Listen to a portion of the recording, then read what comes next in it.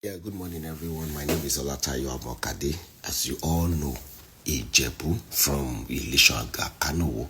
This video is going to be short and I want everyone to listen and listen good.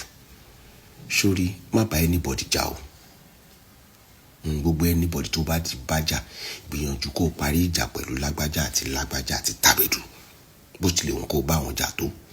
Nítorí pé ọjọ́ tá bá bímọ, ariwo máa ta, lágbájá bímọ Tàbẹ̀dù bí ẹ kú oríire. Ọjọ́ tí èèyàn bá tún jáde láyé, ọjọ́ yẹn náà tún ṣe kíni, ariwo á tún kàn.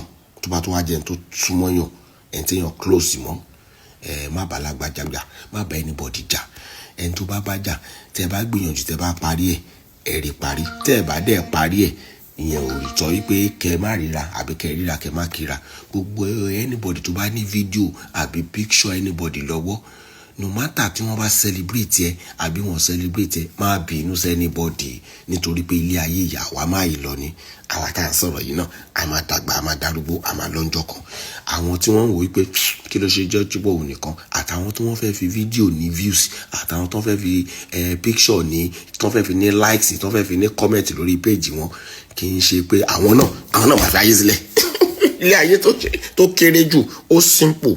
So posting someone that pass away or kò tí pass away àbí kíní kan tá ń celebrate ara wa àbí tá ń dedicate nǹkan kan fún nǹkan kan, jẹ́ kí olúkálùkù ṣe nǹkan tó bá wù.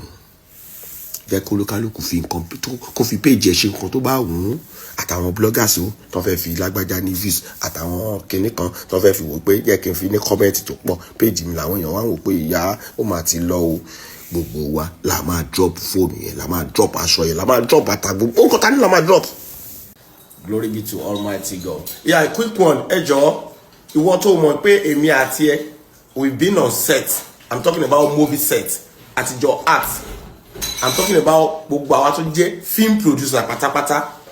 Ẹ̀yin colleagues mi, ẹ̀yin ọ̀gá mi, ẹ̀yin ẹ̀gbọ́n mi nínú iṣẹ́ mobile industry tẹ́ ń ṣe dáadáa nínú ayé àtàwọn tí ó kù díẹ̀ káàtó fún nínú mobile industry, gbogbo alamade bẹ́ẹ̀. Ṣùgbọ́n this message is for everyone àti client mi tí mo ti ṣe MC fún. Mo fẹ́ sọ fún yín, ẹ jọ̀ọ́ torí Ọlọ́run, please right now ó ṣe kókó, ẹ check on me, check on me. Ẹ jẹ́ ká máa check on ourselves. Ẹ jẹ́ ká máa check on ourselves. Ẹ ká máa bèrè àlàáfíà ara wa. Ìwọ tí mo ti gba screen ẹ̀ kọjá rí, ìwọ tó ti pè mí tí mo ní èlò ló fẹ́ fún mi, tí mo dẹ̀ dé set ẹ, tí mo dẹ̀ ṣe kíni, tí mo art to lodge mi so tẹ̀, tí mo dẹ̀ kúrò, àbí nígbà tí mo ń ṣe production mo ti pè ẹ́, ó ti wá art lọ́wọ́ dọ̀ mi, ó ti pass through iwájú mi rí. Pè mí, bèrè àlàáfíà mi.